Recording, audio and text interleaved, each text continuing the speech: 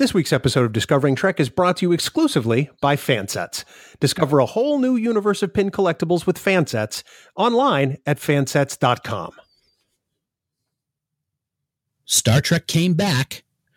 It was beautiful, and it continues to boldly go. The inaugural season of Star Trek Discovery is now history. There were tender moments, funny moments, and controversial moments. The season ended with an amazing and beautiful cliffhanger, and now we have to wait to see what is coming down the pike in Season 2 for the crew of the good old NCC 1031. My name is Dan Davidson, and we are Discovering Trek.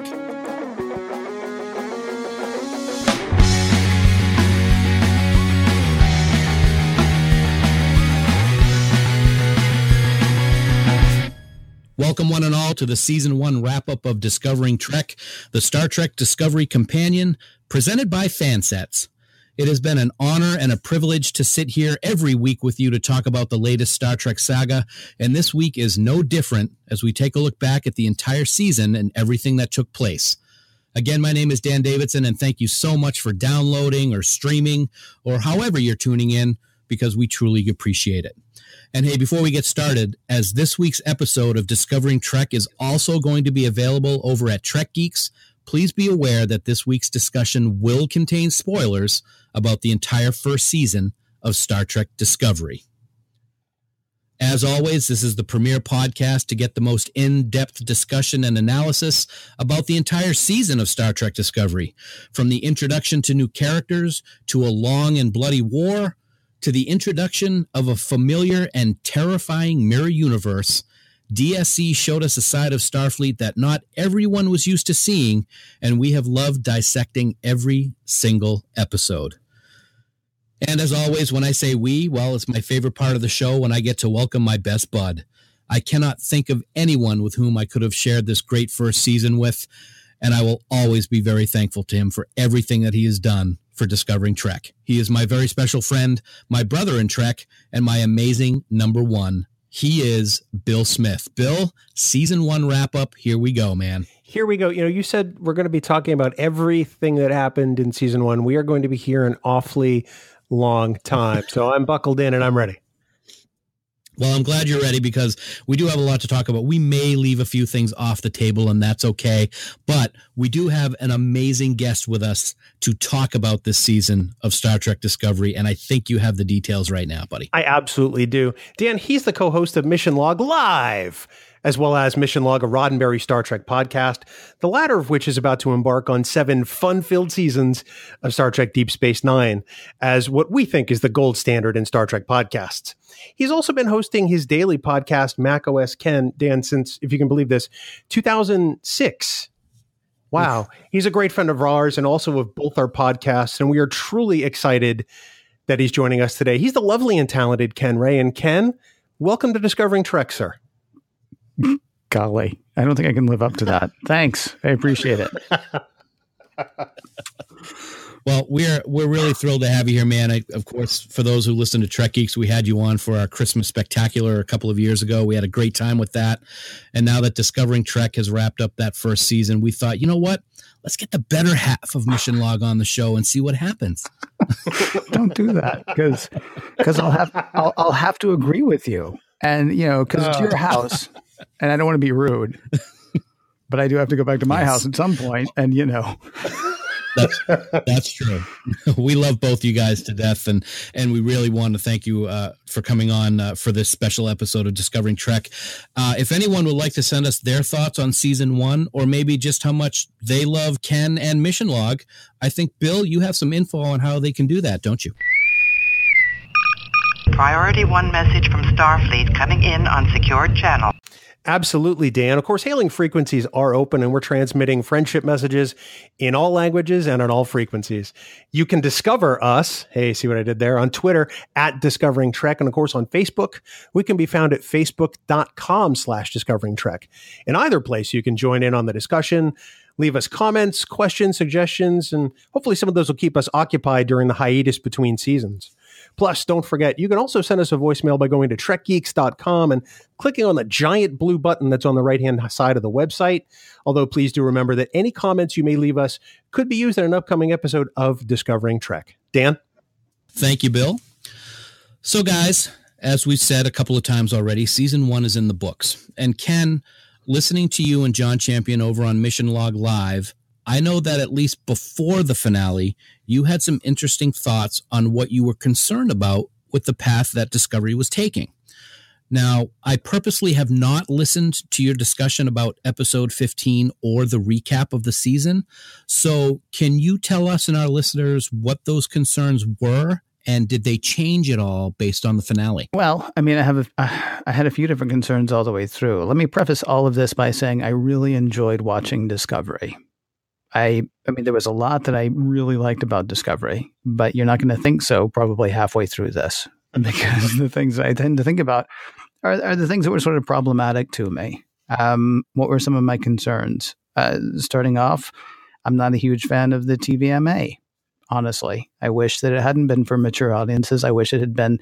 It doesn't have to be family friendly. It doesn't have to be, for kids or rated G or anything like that. But I feel like there were some things they did to sort of justify putting it behind a paywall, like the brief nudity that we got off the Klingon, or the F word that we got out of Tilly, or the S word that we got out of Tilly. It's always the cute ones, right? It's always the innocent seeming ones. She's actually the one who cursed the most, I think, which, I started cursing when I was like in the 5th grade. So, I mean, it's not like I'm a prude. It's more like I worry about there might be some people who could maybe benefit from Star Trek messages, I mean kids, younger people who might not get to see them until they're, older because of the TVMA rating. That said, I don't know that there were that many Star Trek messages here either. So, I mean, these were my concerns, that we took a very long time. We took a very circuitous route, that we didn't know who to root for from one week to the next. And, I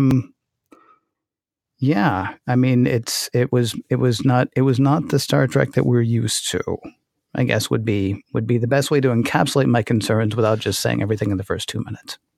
It's interesting that you say that, because one of the things that I liked about it was the fact that it wasn't the Star Trek that we were used to. I remember when the F-bomb got dropped in one of the early episodes, and there was a little bit of a firestorm on social media about it. And the way I looked at it is, it's not Kirk and Spock and Picard and Riker, and it's not on regular television, so we're not going to get that language. But at the same time, in what I'm seeing in today's world, it's, whether fortunately or unfortunately, it's kind of the dialogue that's used is kind of the norm. So I don't necessarily think it's the best way to talk, but at the same time, it made it feel more real to me, I guess is the best way to describe it. I totally see what you're saying, especially with the younger audiences and how parents want to raise their kids and what's right and what's not right to say and to listen to. But it's one of the things that I actually found, I don't know if refreshing is the right word, but I thought it was more real. Bill, what do you think?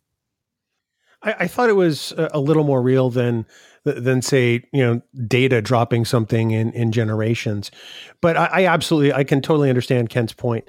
I do think there was a little bit of time where it kind of took me out of it a little bit, because I think that, it's with Star Trek, we're used to humanity probably being past that, for want of a better word.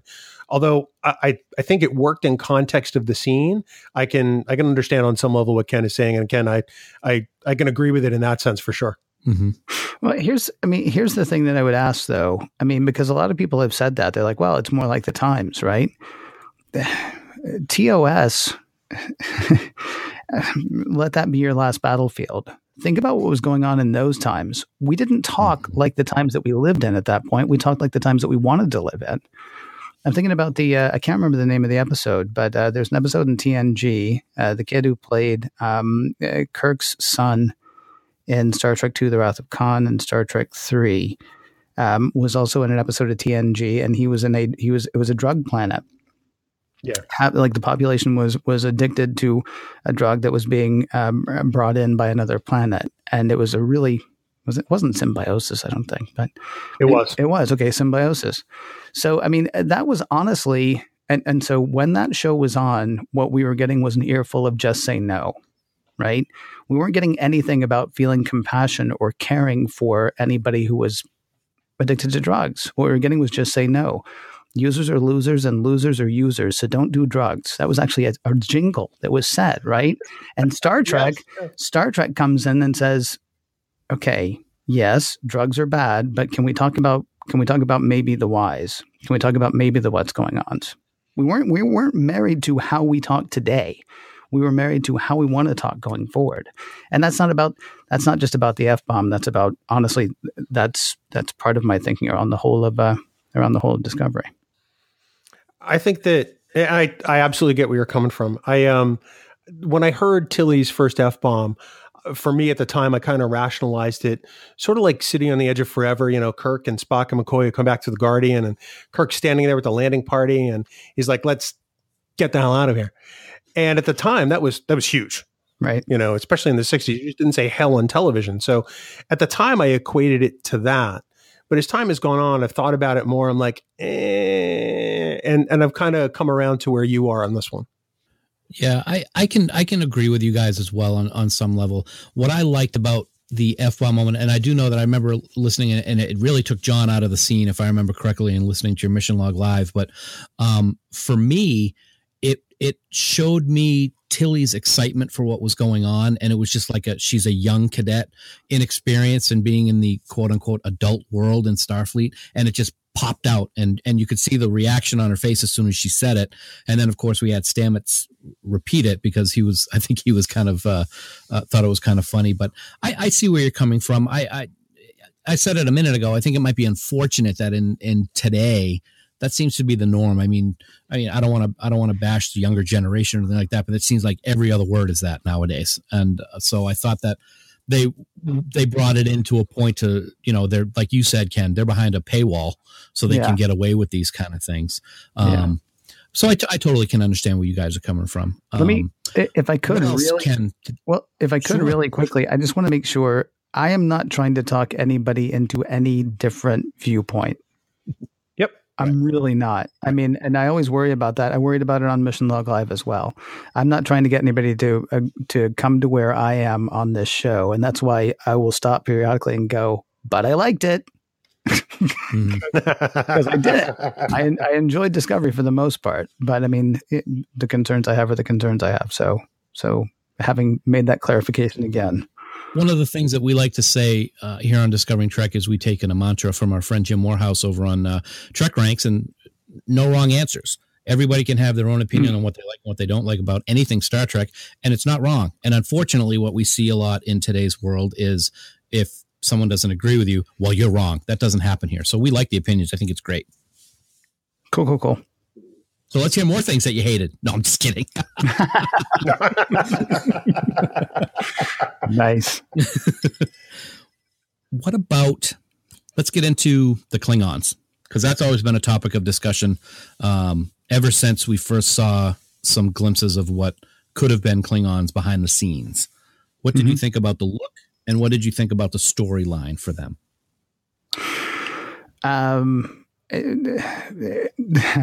Initially, when we saw the Klingons, I was not happy about the idea that we were going to have yet another kind of Klingon, because, I mean, the J.J. Abrams Klingons were 3, I think. And I believe what I said when we saw the very first picture is, why do we need a 4th Klingon?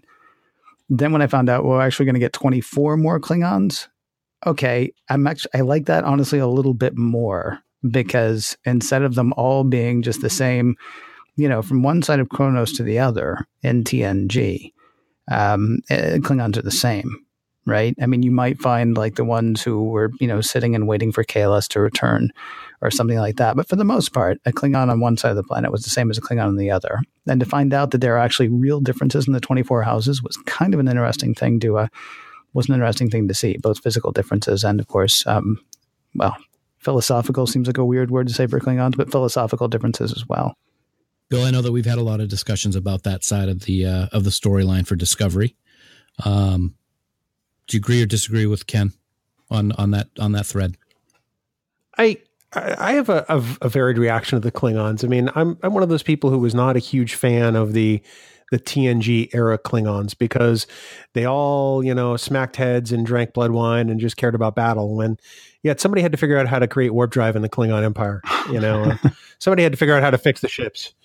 And when we got to STLV last year, Dan, you probably remember this. We're sitting there on the first day, listening to the Discovery panels, and they said, we're going to tell you why the Klingons look different. And we watched all season long, hoping why they were going to tell us why the Klingons look different, because they said there'd be it'd be part of the story. And so we sat there, and they didn't get to it in the first half. We're like, okay, well, maybe they'll tell us in the back half, and we watched the remaining 6 episodes. We're like, okay, so the Klingons look different, and that's fine. I don't mind if they look different, because ultimately the Klingons have always sort of looked different, even they haven't looked the same even among the films. But since they kind of told us there was going to be a reason, I kind of hope they'd tell us the reason. And that's, if they hadn't said a thing, I really wouldn't have cared. But now I kind of want to know. Are you wanting to know, are you wanting to know why they look different, or are you wanting to know how they all end up looking the same? Maybe a little column A, a little column B. Now that you mention it, I'm okay with however they look. I thought they looked pretty badass on Discovery. I kind of dig the look, because as I've said on Trek Geeks many times, I always thought the TNG Klingons kind of look like a Swedish heavy metal cover band on some level, with the hair and the stuff and more stuff. And I thought they looked fearsome in this. I thought they were edged up a notch from Neville Page's designs for the JJ movies. So I kind of dug it. But, when they said back in Vegas that, well, yeah, we're going to tell you what the reason is, I figured, okay, well, I can't wait to hear this, because I hope it's creative. I love the look. I want to know how they got from A to B and then over to C. And they didn't. So, and that's fine. I was kind of wishing they'd pick it back up. The Klingons were one of the storyline about the Klingons was one that I think was I don't want to say least favorite, because they were all great, but it's one that I wasn't the most excited about week to week when they decided to start talking about it. And you're right, Bill, we were looking for a long time as to what that answer was going to be, and it kind of fell off. And I kind of wonder if the writers, kind of boxed themselves into a corner a little bit. Maybe we'll see it in season 2 or later. Maybe we won't, not really sure. But Ken, one of the things I wanted to ask you specifically in regards to how the season ended was you had some concerns about the darkness of Discovery in terms of the way that Star Trek is until Discovery came along, and that hope for the future and so forth.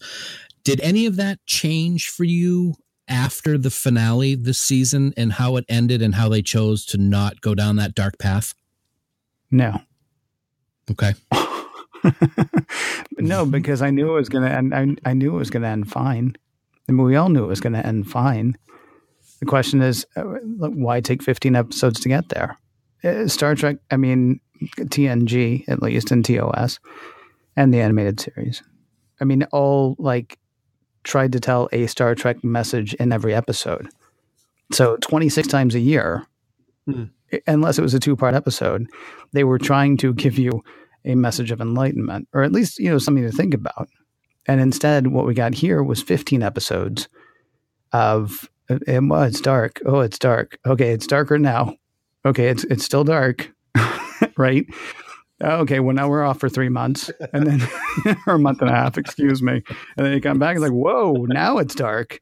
I thought it was dark before, didn't you? Yeah, it turns out. So, it's not like we didn't know that she wasn't going to give a rousing speech at the end. It's not like we didn't know that it was going to end with us being the best that we could be, but it used to be. Sorry, not to sound like an old man. Other Star Trek stories have been us being the best we can be, not us finding our way to eventually being the best that we can be. And even then, there's still, I don't watch Walking Dead. Mm-hmm. One of the reasons I don't watch The Walking Dead is because I understand that something really bad has happened, and now we're just following a group of people who are trying to survive. And that's pretty much what we did for Discovery as well. And in the end, it had to be this lone individual, oddly enough, from The Walking Dead. It had to be this lone individual to stand up and go, hey, wait a second, this isn't who we are. Well, then how did we get to be who we are? If she can stand there and say to the people who made us who we are, you're not being who we are, then it just, No, it didn't do it for me, unfortunately. I knew there was going to be a rousing speech, and the rousing speech was fine. It was good, but the ends don't justify the means in this situation for me. I never really thought of the comparison between the two shows. And I got to say, when I'm sitting here listening to you, you're right. One of the things I liked about Discovery was that it was that season-long arc, but I totally get what you're saying about it being every week. It was that same message of darkness, but the comparison with Walking Dead and then how the character was from Walking Dead, you, sir, have a gold star. That was pretty good. Oh, thank you. I'm no Barry DeFord, but I'll do in a pinch. Nobody is. I know. No, he's original. Don't ask me about history, because I can tell you a little bit about Star Trek and then we're done.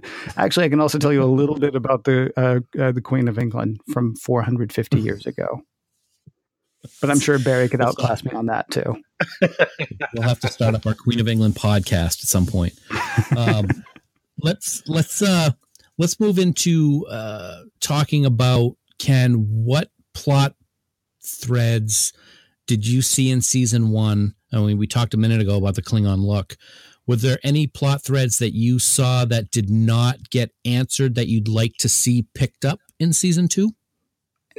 Not really. I mean, they actually did a good job of wrapping everything up, I thought. I know you guys thought that it maybe happened a little quickly in that last episode, but at the very least, I mean, there was no, unless there's something I'm forgetting right now, there was no plot hole that I'm like, well, hang on a second, what about that thing? I mean, unless you want to count the mycelial network, but I assume, I hope anyway, they're going to explain more about why we don't have that in the future. If the reason we don't have that in the Star Trek that we know is because, they just never figured out how to do it safely, then that'll be kind of disappointing. I assume that that's going to come back at some point, but that's not really like a dangling thread. It's just more like, I hope they answer that to the satisfaction of the canon people and the purist people who want to know why we don't have that at this point. So no, not. I mean, there was nothing really left dangling. I wouldn't mind seeing the tardigrade again, but I think it's probably done. I don't think we need to see it again, but it wouldn't bother me. Bill, what about you? For me, one of the things that I'd like to see get an answer to, and we kind of may have received an answer because it was Mira Lorca, but I want to know how a Gorn skeleton was in his lab, and how a dissected Tribble was in his lab, and how a Cardassian Vole was in his lab, when we don't, at least I don't believe we had any contact with any of those races during the Discovery time. But that's just my thing. What do you think? What do you want to see picked up? I wouldn't mind knowing that, because Lorca apparently got here through transporter magic, which is fine. But I keep going back to the black badges. Okay, so last week, Trek Core, I think it was, or even Trek News, or one of the sites had photos of shiny new QMX badges, and one of them was the quote unquote black badge from Star Trek Discovery. It's all right. We've seen this in episode 3. We haven't seen it since, and they called it out specifically. Right. So I'm hoping that they tell us what it's about, because now they're starting to sell the things. But after with that first mention in Context is for Kings, ain't seen it since. And I am curious, because it's supposed to be a science vessel, and then these guys, are they the equivalent of Makos? Or are they what the Makos became? Are they some other nefarious purpose? Were they, clued in on what Lorca had going on to some extent? I don't know. So that's kind of where I'm at with that. Yeah, the black badges is, I think the speculation at first that we really were hanging on, and I really wanted to see, and then we had guests like Terry who really didn't want to see it, was whether Section 31 would somehow have some kind of part in this whole Discovery season. And that's what I thought the black badges were kind of signifying. The registry was 1031, Section 31. Doesn't look like that's the case, so I struck out on that one. But I like the idea of finding out what those black badges represented. I guess we'll have to wait and find out. It's one of those things where, I mean, to hear you say that QMX is selling them, part of me, I've wanted one since I first saw them on screen. Oh, same here. But I want to know what they are. I want to know what they are first. Right? I don't want to buy one and like wear it around and be like, oh, that's the Starfleet Nazis. Oh. That took a turn. I'm just going to put this here. Yeah, right. So, selling this cheap if anybody wants it. Now we know how John Gill got involved. Dan, as has been the case all season long, this week's episode, of course, is brought to you by our friends at Fansets, the exclusive sponsor for Discovering Trek.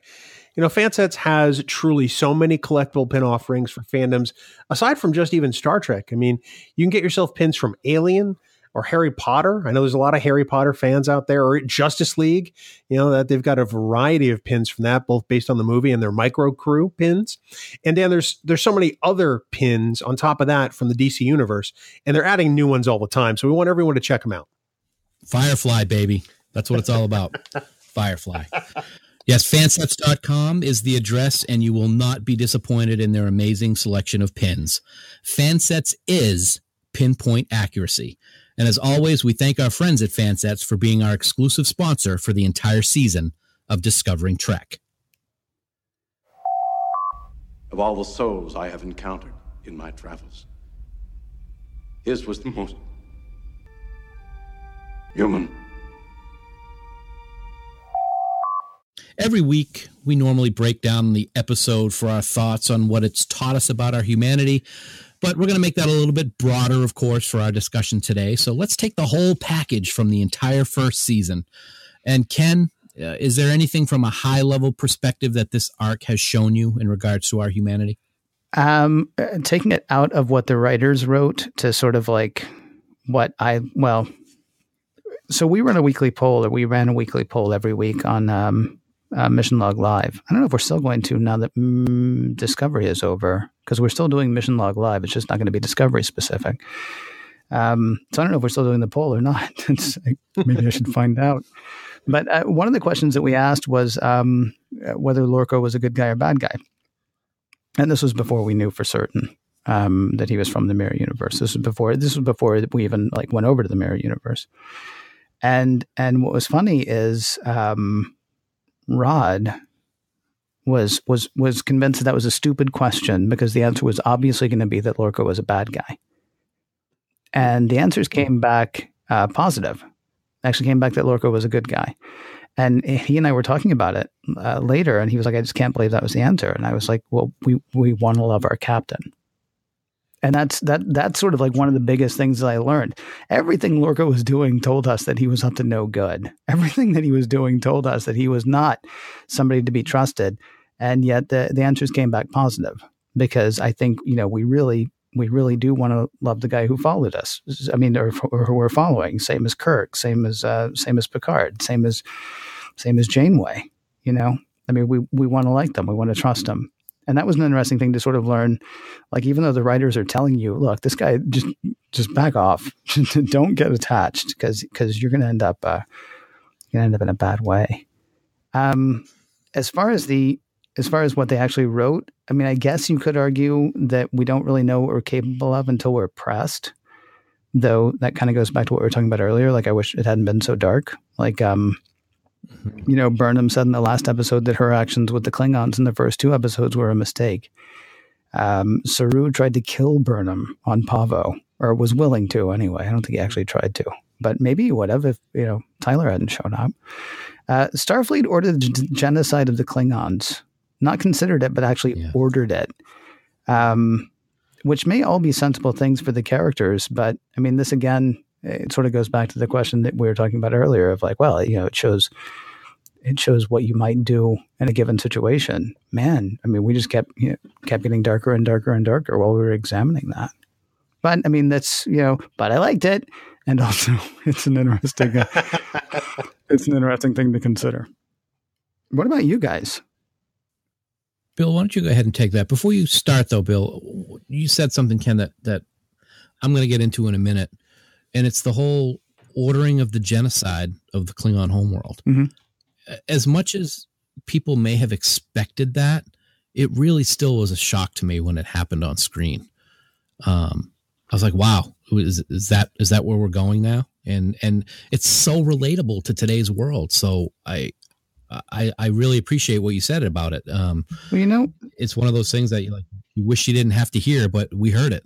There's a thing that keeps coming up. So you mentioned earlier My Daily Podcast. It is dedicated to Apple News and news related to Apple News, which means a couple of years ago, I was talking a lot about the FBI and their desire to break into our phones or have a backdoor built into our phones. And they don't want to call it a backdoor, but that's what they said. And the one thing that I kept coming back to was we demand a lot from our leaders. We want our ideas, we want our ideals, and we want to be kept safe. And I don't know if it's because keeping people safe is not an easier thing, but it's sort of an easier thing to get your head around. Then it's like, okay, so we want your privacy. I understand that, but we also want to keep you safe. So listen, privacy is going to have to take a back seat. I mean, that's sort of what happened with the Federation as well, right? Obviously, you don't want the Federation to be destroyed. Obviously, you don't want the Earth to be destroyed. But at the same time, you don't want a Federation that doesn't try to find a better answer once they realize, we could just like wipe them all out. We just kill them all. I mean, we could seriously just destroy every single one of them, and then it'll be fine. I think the question that I asked on Mission Log Live was, well, then who are we at that point?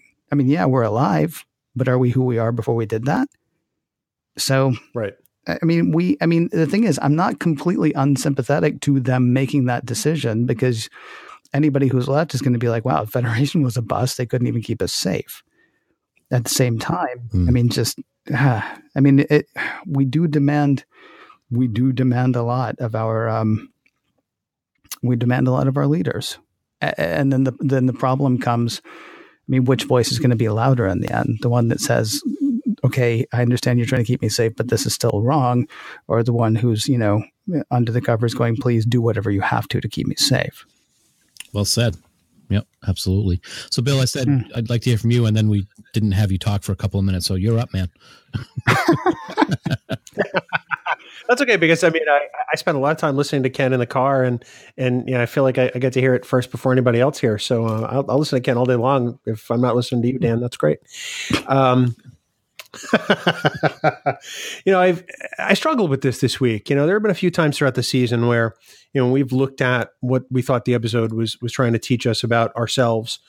And there were times where it was easier than others. And looking back at the season as a whole, I've kind of come back to my journey. I've said, a few times here on Discovering Trek that I felt like I've been learning about myself while watching Star Trek Discovery and my own challenges with even feeling human at times. I've talked about my anxiety and my struggles with it.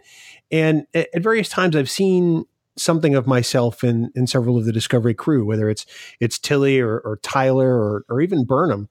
I've found something in their respective journeys that have helped me understand myself a little more. And even at times I think made me a little uncomfortable.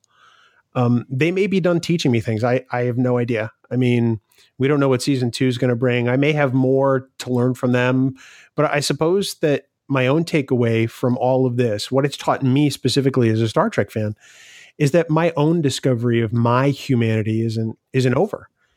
I think about it, I'm almost half a century old at this point, but I feel like my human adventure is just getting started. This arc has also shown me that, well, humans are jerks. We make horrible decisions, and we find ways to justify those horrible decisions in the name of, I don't know, insert, cause here, whether it's party or country or crisis. And I've learned, as together as we think we have things, there's going to be someone out there that's ready to hand us our hat. In the context of Star Trek, the Klingons do it to Burnham at the start of this season, and countless godlike beings do it to Kirk, and the Borg do it to Picard. And, in the real world, the problem is we do it to ourselves. I think the thing that Discovery has taught me on top of my own journey is that we're the ones holding us back, and we sabotage our own future at every turn. Star Trek's taught me that we've got even further to go than I thought was possible. And I have no idea anymore how we go from fiction to nonfiction. That's basically what it comes down to for me. It's a good wrap up. I think you're absolutely right. Looking at today, one of the things we like to do is compare today with what we see in Star Trek, and very similar things going on in Discovery's first season that we're seeing today. And it it made for some very interesting reaction from fans and non-fans alike. For me, the wrap-up discussion on Discovery, it's pretty easy for me to reflect on humanity, I think, from my standpoint. We got to see what humans are capable of throughout the season. The crew had goals, and they had their ups and they had their downs, but they held on all the time, and they didn't succumb to going against their beliefs to win the war. And we saw that very much so in the last part of the season. There were some that wanted, like Ken just mentioned a few minutes ago, they were ordered to wipe out the entire Klingon homeworld. And that was a hard pill for a lot of the people watching, both on the ship as crew and in the audience watching on CBS All Access. It was a hard pill for them to swallow, but the crew stuck together, came up with that better way that many people knew would happen, and it didn't amount to a huge loss of life at the end of the war. We saw the light after the darkness, and we saw how great this crew worked together in the worst of circumstances. And specifically for our central character of Michael Burnham, to me, she went through the proverbial ringer when dealing with her humanity this season. We saw her raised by non-humans, and when she first came aboard Discovery, she did everything in her power to act non-human. But in fact, she became the most human of all. She dealt with, feelings that she had never felt before, from elation to love to guilt and even betrayal. Yet through it all, she stayed strong on her beliefs, and she came out of her own personal abyss as a better human being. And as someone who has had to climb out of my own personal abyss, I have an even greater appreciation for what I saw Michael deal with over the course of the season. Guys, every week we like to talk about our favorite moments of the show. So we're going to do favorite moments of the seasons, kind of self-explanatory. Top 2 or 3 favorite moments that you saw through these 15 episodes. I'm sorry. Before we go on to anything else, I got to say that was an amazing thing to hear you say. Well, thank you. I wish there had been something like that in Discovery for me, honestly. And that's not to fault Discovery. I'm glad they found you. And I'm glad you found that. That is honestly a wonderful thing to hear you say about this show. Wow. I'm a little bit speechless, Ken. Thanks. Well, sorry to interrupt you. No problem. No, that's worth the interruption. Believe me. As people who have listened to Trek Geeks and my closest friends and family know, Star Trek has literally saved my life, and it's not something that I'm ashamed to talk about whenever the situation presents itself. And when I was watching Michael, it really struck a nerve with me, seeing how she was able to climb out. She talked about that with Tyler in episode 14, I believe. And that's when it really hit me that, different circumstances, but still having to climb out of that on my own, and she's doing the same thing. It really meant a lot with me. And I truly appreciate what you just said. That really means a lot. Thank you very much. No, sure. So back to what I was saying before. No, I'm just kidding. Yeah, we talk about favorite moments every week. Ken, Bill and I talked in the mid-season episode about what we liked about the first half of the season when we had John Champion on. So I think Bill and I may keep it to the end of the season for what our favorite points were, because we've already gone over the first half. But were there any specific things throughout the entire season that you really thought were just awesome and you wanted to list here as a favorite moment? The episode with the Pavans with Saru. I honestly, if you go back and see who had the greatest arc in this whole season, I personally think it was Saru, and I think the time with the Pavans was sort of his breaking point. Because at that point, not only did he betray everything that was Starfleet, which is like one of his biggest things, right? But he also found out. First of all, he found out the same as I was talking about earlier, sort of the darkness that he was capable of. But I got to figure he also found a bit of strength, because once he has something that's worth really fighting for, as far as he's concerned, he'll go house. He will absolutely go to town on you, to make sure that he is able to hold on to that thing. That was honestly just a and it was powerhouse acting by Doug Jones as well, which is amazing because he's under like 9 inches of latex, and still I felt every single thing that he was doing, and that's got to be the voice work, that's got to be the his physicality. That to me was probably my favorite scene. When I try to think back on things I liked, it's 2 things that pop up. It's bits of humor that were absolutely hysterical, and it's that one scene with Saru. As far as the humor stuff, almost anything with Tilly, F word not included, but like just even the last episode, where she's dealing with the Terran Emperor, and she's like, "This is," she's like, "Your hair looks awful" or something like that. I know, it's terrible. The whole thing. I mean, everything. Honestly, every time that she was supposed to be cute, every time she was supposed to be funny, she nailed it. And that's, I think, partly Mary Weissman and partly the actors knowing that character.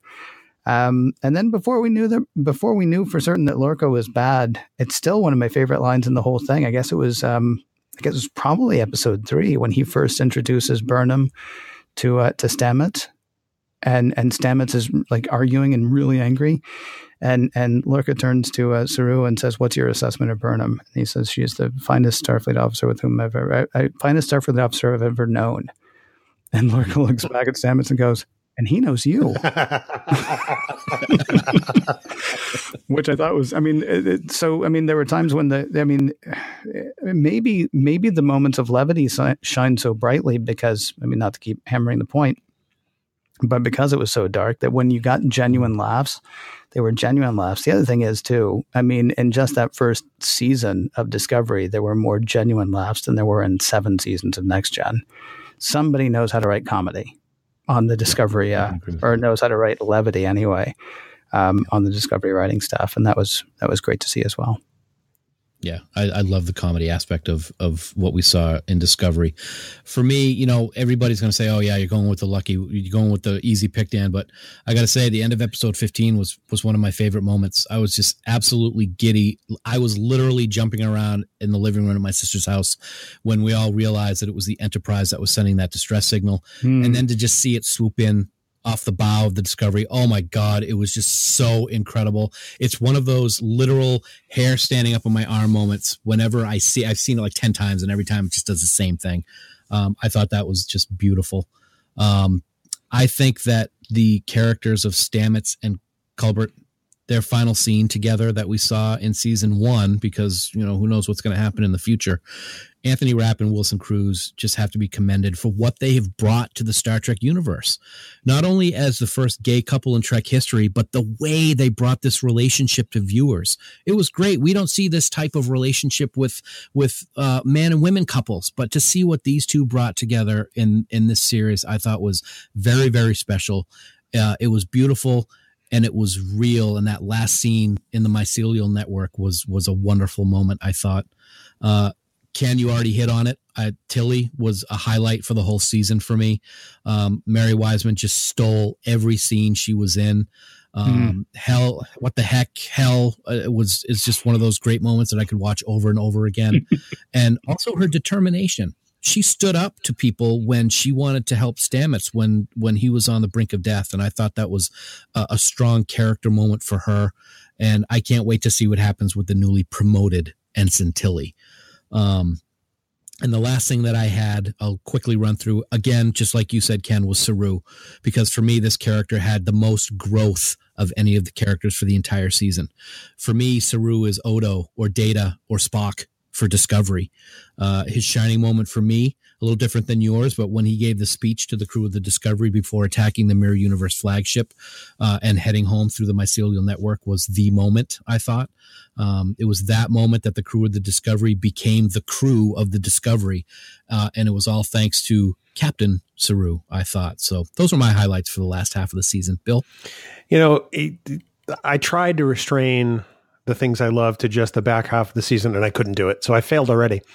But I have to say, you both mentioned Tilly, and while you were both talking, I thought that probably my favorite Tilly line of the season when she was pretending to be Captain Killy, and they're talking to Captain Maddox of the flagship on the Terran Empire, and to Connor, and she's like, "I'd cut out your tongue and use it to lick my boot," and I'm like, "Whoa, she's really burying herself in the part."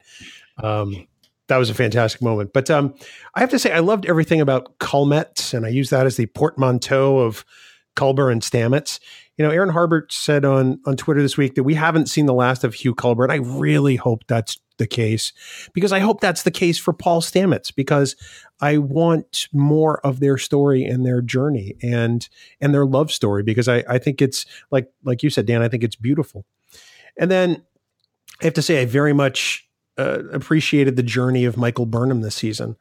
Although I kind of disagree with you, Dan, on the aspect that Saru is the stand-in for Spock and Odo on some level, because I think it's Burnham, because she's the one who's having to learn how to be human and deal with humanity. But that's just sort of my take on it. I think it's a journey that's hit a little too close to home for me on a number of occasions, and I have to say that I've learned a lot from Michael Burnham, just myself. So, and then lastly, I think the best moment of the entire season, it probably comes from Magic to Make the Sanest Man Go Mad, and I can sum it up in 5 words. And it's Dance With Me for Science. I think it was a moment that had so much heart and beauty and humanity that it's impossible for me to watch that scene without smiling, because I think it was just so wonderfully done between the writing and the acting of Sonequa Martin Green and Anthony Rapp. All great moments from a great season. Thanks, guys. Long-range scan of planet complete. Well, every week on Discovering Trek, and now, of course, that season 1 is wrapped, it's time for our long-range scan for season 2. So, Bill and I already gave our predictions last week, but I'm going to challenge him to come up with something new for what we'll see next season. And Ken, as our guest of honor, of course, we will start with you. Do you have anything specific that you think is going to happen next season, whether it's right at the beginning or throughout the season? Can it be a combination of things I think we're going to see and things I would like to see? Absolutely. Okay. I think we're going to see Prime Lorca. I don't think he's dead. I don't think there's any way he's dead, especially in episode 14, I think, when Admiral Cornwell lingered on the fact then my Gabriel is gone. Okay. No, he's not. So calm down. He'll be back. We're probably going to see Mira Georgiou again, because, there was too much of the "don't make me chase you" and that whole thing. I don't know if she'll be, I was having an email exchange with somebody recently. There's a thing that we do on Star Trek where if we like the bad guy, then we don't kill the bad guy. The bad guy sort of turns into a rapscallion instead, right? This is what happened to Harry Mudd. And I think this is what's going to happen with Georgiou. I don't think she's going to be, obviously she can't take over the Federation. There'll be something. I don't know what it'll be. Obviously not every episode, but something's going to come up with her, I think. What I would love to see, and of course he's parked right in front of Discovery now, I would love to see Pike. Especially if we can do it without seeing Spock, because I don't need another Spock to add to the 2 that we've already got. But I would love to see Pike, because really we only got 1 episode with him. And I know, yes, he was in the JJ Trek movies, but that wasn't really fully fleshed out. He was really just a way to get Kirk up to captain at that point, and then take Kirk down a peg, and then get Kirk back up to captain and losing him. I'd really love to see Pike. As long as, do you guys read the novels, or have you read Desperate Hours? Yes, I've read Desperate Hours. I think Dan's still working on it. Okay. I'm still working on it. Okay. Yes. I think I can do this without doing any spoilers, because I don't want to ruin it for you halfway through. But when Pike's head pops off, no, I'm kidding. I don't necessarily like the way that Pike was treated in the book, I guess would be the best way to say it. I would like to see the Jeffrey Hunter Pike again. And of course, we can't see Jeffrey Hunter because he left this mortal coil long ago. But I would like to see that, because he was even though we only got him for 1 episode, he was an incredibly complex character. When we meet him in the cage, he's tired. He's done. He's thinking of quitting Starfleet. And that's how in 1964, Gene Roddenberry thought, oh, I know how we'll introduce space travel. We're sick of it. It's so common. We're tired of it. And this guy, who is everything that we want to be, is like nuts to this. I'm going to go open a bar or something. So I would love to see Pike not just be, the thing that stands up some other character, which is pretty much all he's done since the first episode. I would like to see him be like a real character of his own. And then the last two things I want to see, I would love to see a godlike alien, because we used to see them all the time in this era. And I'd like to see a little bit of exploration maybe this time. Because like my favorite episode, honestly, it's kind of funny. The guys over at Priority One are like, this season was great if you just took out, there are two episodes they always want to take out. I can't remember what one of them is, but the other one is the one with the Poppins. And I loved that episode because in going someplace that was completely different, our characters found out more about themselves than they did standing on the bridge of Discovery. Yeah. Especially Saru. And so if we could have more stories, where they actually seek out new life and new civilizations, winner. It's funny, Ken. I like what you said about Pike, because there's another novel that I've read several times, which is really good, and I believe it's called Legacy, and it's a story about Pike and something that he had to face when he was a younger captain. And I totally see what you're saying about how Pike is reflected in the book, and it's kind of that, I'm better than you are, you got to do what I do type attitude. He's got kind of an attitude, he's a chip on his shoulder, and he does in this other book as well. So it will be very interesting to see if they bring Pike onto season 2 and how that captain reacts to situations. So I'm in agreement with you there.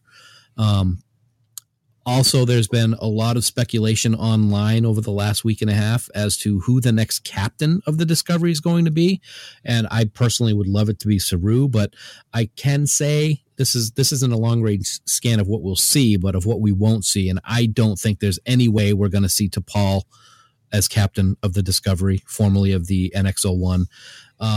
In Vulcan years, she'd be close to 180 years old, I think. And to be honest, I just don't see Jolene coming back to television to reprise her role, but I also wouldn't want to see a different character playing T'Pol at this point. So, additionally, as we talked about at the beginning of this podcast, I think we will get some more information as to what those Black Delta badges mean. And that's one of those ones that I think will happen and that I hope will happen. So those are my scans. Bill, what have you, sir? Well, I've been thinking about this. So you remember at the end of episode 15, Will You Take My Hand? The Discovery is on its way to Vulcan with Sarek to pick up the new captain of the ship. And of course, they get interrupted by the distress call from the Enterprise, as we find out. And I was thinking about this, I think that we're not going to meet Discovery's new captain until at least the second half of season 2. I mean, I'm almost hoping this becomes a bit of a running gag. It's like, whoa, hey, we got through that situation. All right, let's finally get over to Vulcan and meet our new captain. And then all of a sudden, in comes godlike alien to meet one of Ken's wishes. I think that would be fantastic if we just never see the new captain in season 2. Although I think that they'll actually probably introduce that person at some point. I just don't think they're going to do it right away. You know what I think would be great, Bill? Kind of like when we start our Charlie's Angels podcast in a few years, the captain of the Enterprise could be just a speaker who we only hear his voice and we never actually get to see. We're racking a podcast almost as fan as John and Ken are. Thankfully, we already crossed Love Boat off the list, so that's done. Absolutely correct. Well, Dan, as we promised on our last episode of Discovering Trek back in, I guess, early February now, we are ready to give away an amazing prize from our friends at Fansets. Yeah, indeed we are, my friend. Folks, as you may recall, for the past couple of weeks, we've been gathering your tweets on your thoughts about season 1 of Star Trek Discovery. First of all, we have to thank everyone for sending us your thoughts on the season. We really appreciate you guys taking the time to send messages to us and also give you a chance to win some pretty cool Fansets swag. We appreciate the interaction, but now it's time to give away a truly epic prize. Dan, you're not kidding. This really is the biggest prize we've ever given away on Discovering Trek. And it's the entire set of episode pins from season 1 of Star Trek Discovery from Fansets. All 15 pins telling the story of all 15 episodes throughout the first season. And now, first, I have to say, we can't thank our friends at Fansets enough for this. This is such an amazing prize. And you know me, Dan, I love to give this stuff away. So here we are. This is a big moment. Earlier, before we started out the discussion, you asked Ken to pick a random number from all the entries we got, and lucky number 17 has won the entire episode pin collection. That person, Dan, is Robert Trey Womack, who's at Trey31968 on Twitter. Absolutely amazing. Could not be happier for Robert. Congrats, man. You have just scored all 15 episode pins. And what's so amazing, if I remember correctly, this set is upwards of like $250 retail. And Robert, you're going to be sporting those pins in your home or office really soon. Congratulations. It's such an amazing prize from Lou and John and the entire crew over at Fansets. And if anyone else is interested in this amazing set, or maybe just specific pins from season 1, please head on over to episodepins.com for all the details. Trey, we're going to get in touch with you so that we can get the pins shipped out to you as soon as possible. We will, of course, have new and exciting giveaways next season too. So we hope everybody keeps listening for details. And of course, our grateful thanks to everyone who participated, and also to Fansets for having been our exclusive sponsor all season long. So, gentlemen, I have a question for both of you, and that is very simply, is Star Trek Discovery, as we have seen it so far, Star Trek? Now, we discussed this on our mid-season episode and figured it would be a very relevant topic for the season wrap-up. Anyone who has access to social media sees all the comments, positive and negative, about this new chapter of Star Trek. And a lot of people argue that it's not Star Trek at all, while others counter that it's the most Star Trek series ever. So, Ken, what are your thoughts? Is it, isn't it, and why on that decision of yours? No pressure. Well, I'll take the easy way out. It is and it isn't. I mean, it is. It is because it's got Deltas and Vulcans and Klingons, and CBS owns it, and they called it Star Trek, and so it is. It exists in that universe, right? So, I mean, this is. I mean, it is often said, and I think it's true, that Gene Roddenberry didn't want the cartoons to be considered Star Trek past a certain point, but they were, and they are. And that's, we all have to live with that. This is better than the cartoons in a lot of ways, although I think the cartoons are really solid as far as the stories. And if you've never watched Star Trek, the animated series, you should, because also won't it be neat just to have a new Star Trek that you didn't know about? I think the other part of the question, though, and the part where it's not, is, does it do what we want Star Trek to do? For a lot of people, it does. That's one of the reasons I said earlier. I was so happy to hear Dan say everything he'd said about how this particular series or this season affected him. For me, unfortunately, for the most part, the answer is no. It's not like it was devoid of value. I mean, there was a lot of really cool stuff in it. When I go back over my notes episode to episode, there are some really great things that are said, some really great ideas that are presented. But I mean, just the whole, it's Star Trek. It's going to end well. Heck, even Star Trek 2 ended well for almost everybody, right? And we lost one of our characters there, and yet that is still a movie of hope. But then you get through, I mean, there are so many episodes here where it's just like, I don't know how they're going to get out of this. I don't know how they're going to get out of this and still be what they are. And that's not a thing that we're used to from Star Trek. And so, but I liked it. But it doesn't necessarily do what I personally want my Star Trek to do for me.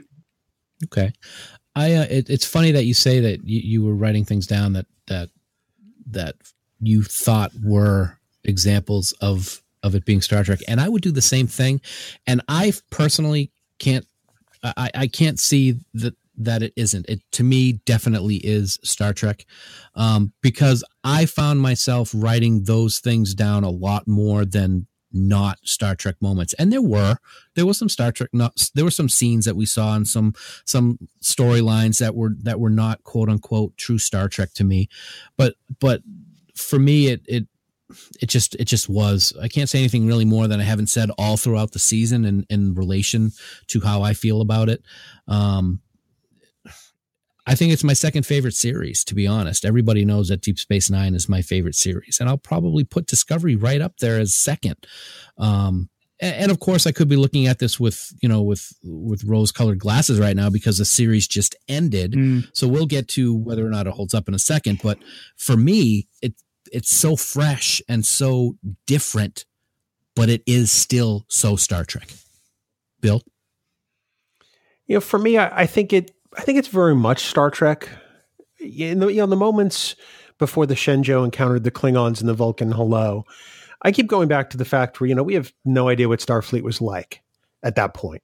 So I'm kind of forced to conclude that they were the Starfleet we know on some level, given the events of Enterprise, and then making assumptions that, they've matured as an organization to some extent. I think there's some hope in this Star Trek, and I think it speaks on some level to how humanity has evolved. Even if it did show us humanity can make some pretty disgusting and unconscionable decisions in the midst of war. I don't know if I can call it the most Star Trek series ever, like some people, but to me, it's definitely a Trek I'll continue to happily go on. Dan, like you, DS9 is my first love. I think I'd have to say TOS is 1A. And for me at this point, Discovery is 1B. And I think that's probably because I feel such a connection to it, at least on a personal level. It speaks to my fandom. It speaks to my inner Trek geek to some extent. And I think that's probably the way I frame it that way. That's one of the things I love so much about Star Trek. And this could be true of other genres that we don't follow as much as other people do, but Star Trek has such personal meaning to everyone, their own personal meaning. And I think that's what's so great about having these different opinions about the show. So, Ken, to take a page from your awesome podcast, Mission Log, that you host with some other dude and an awesome computer that has a crush on Bill, we would like to discuss with you whether or not this season will stand the test of time. Now, granted, the series just ended, like I mentioned a moment ago, but I think it's kind of a relevant question. So let's fast forward a few years. I know you don't like to do time travel stuff either, but do you think that this season will stand that test of time? Probably. I mean, it's incredibly well made. It's incredibly well written. Whether you think it does what you want your Star Trek to do, I mean, it's well acted. They did not skimp for a second on any of the production. I mean, it's going to be good TV for quite a while. I'd be curious. I mean, there's no way to know, unfortunately, until we get to the end. By which I mean of our lives or of time. Is this going to be a series that people are going to go back and watch again? Like, I love Battlestar Galactica. I loved Battlestar Galactica, the reboot. I haven't gone back and watched it since the season finale. I remember liking it a lot, but I don't go back to it. So did Battlestar Galactica stand the test of time? I don't know the answer to that. Maybe it's just me that doesn't and other people do. There are shows. I've gone back and rewatched Buffy twice. I've gone back and rewatched Angel once. I've watched the sitcom Community 5 times.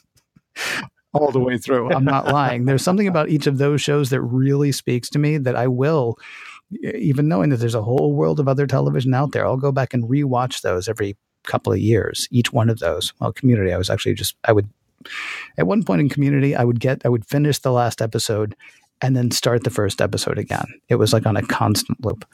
I don't know whether Discovery is going to be that for people, and we won't know that for a few years. But I mean, if you're going to fault it for anything, it's going to be because it didn't tell the kind of story that you want it to tell. But you guys, it definitely told that story. A number of people listening to this podcast definitely told that story. Millions of people apparently who have signed up for CBS All Access have definitely told that story. So, I mean, nobody's going to look back on it and go, wow, what an embarrassment that was. Whether it's going to join the pantheon, without just seeming like it was tacked on, whether it's going to be one of those things like where people are going to go, oh, yes, you remember the classic scene from Magic to Make the Sanest Man Go Mad, in the same way they talk about Plato's stepchildren or family or tapestry. I can't name anything from the other series. I'm sorry. Yeah, the one with Sisko and that other person, and the one with Janeway and the Borg. I mean, whether these episodes are going to be that same kind of thing, we won't know for a few years. But I mean, nobody's going to look back and go, "How did that get made?" Unlike the animated series, which is almost the first thing out of somebody's mouth. So, yeah, I mean, at least it's got a shot. I mean, it's going to depend how the next few years go in the world. It's going to depend how the next few years go in other science fiction. It will be. There is no part of Discovery that people are going to look back on and go, "Wow, how did they do that?" or "Why did they do that?" Unless it gets to be a bigger thing of like, "Why was it so dark?" Which I will still be asking that question 5 years from now. This is a perfect example of why I like having guests on the show who are so much smarter than Bill and I, because we really get good opinions. So, Bill, you're not going to top that, but you can try. I wouldn't even try. Although I will say the way that Ken watches, did you say it was Community?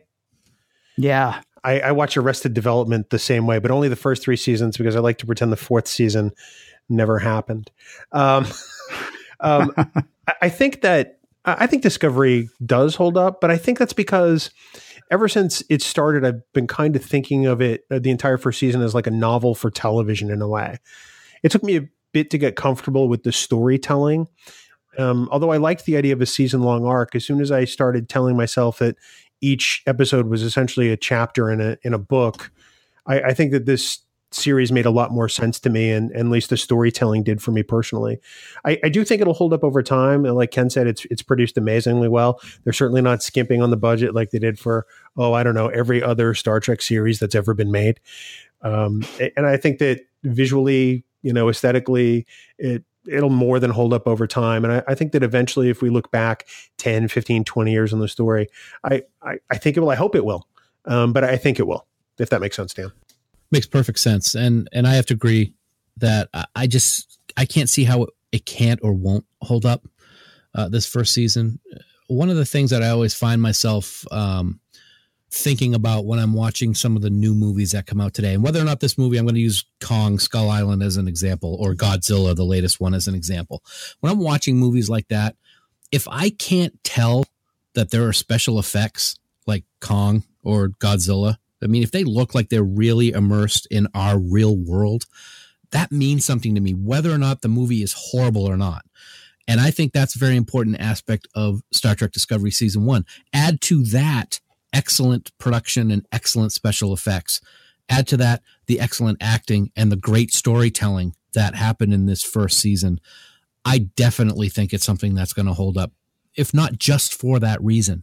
I've said to Bill several times over the course of this season of Discovering Trek that I love the time that we're living in, because we're given this technology that can produce shows like this and really just make us go, wow, from that opening scene of Takuma's eyeball to the final scene with the Enterprise swooping in front of the Discovery's bow was just incredible to me. And so for that reason, I'm going to say, hell yeah, it's going to hold up. Well, Bill, I think I'm going to quote Arnold right now and say that I need a vacation. But that does not mean that we are done with Discovering Trek at all, does it? No, it sure doesn't, Dan. And people wondering why you're talking about Arnold Schwarzenegger should probably listen to the outtake on the last episode of Trek Geeks. It'll make a lot more sense. Right. But Dan, we'll be back in 3 weeks' time. And when we next reconvene on Discovering Trek, we're going to take a look at the new Star Trek Discovery tie-in novel, Drastic Measures, by New York Times bestselling author Dayton Ward.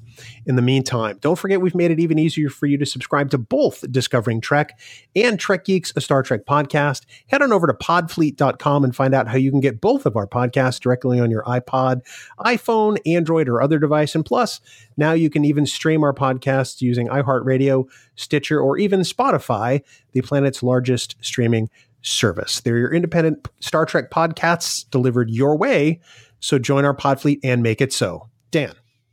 All right. Well, Ken, what can I say, man? This has been truly amazing. Cannot thank you enough for coming on here to Discovering Trek to share your thoughts on the season, and you liked it. That someone as famous and loved as you already has an amazing following. But for those who may not know, where can they find you online, like on social media and on the internets? The daily show that I mentioned earlier is called macOS Can. It's available just about any place podcasts are. Of course, I'm on Mission Log, a Roddenberry Star Trek podcast with, you can call him Ray, you can call him Jay, but his real name is John Champion. And you can find that at missionlogpodcast.com. And it's also available every place. And then for me directly, just at macOSken, MACOSKEN on Twitter. And I will bug you about a bunch of stuff there.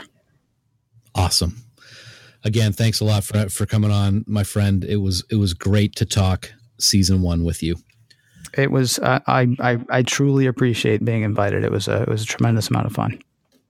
It's always great to have you on, man. We love it, and we can't wait to see you at STLV. Hopefully, also too. So we'll keep that in mind. For now, that just about does it for season 1 of Star Trek Discovery. We want to thank you for taking time each week to listen to our thoughts on the newest chapter of Star Trek, and we look forward to talking to you again very soon. But until then, here are some words of wisdom from Dr. Julian Bashir.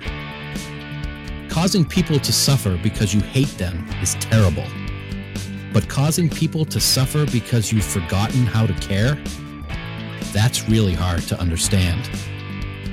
And until next time, never stop discovering. Music for Discovering Trek is provided by 5 Year Mission. They're writing one song for each episode of the original Star Trek.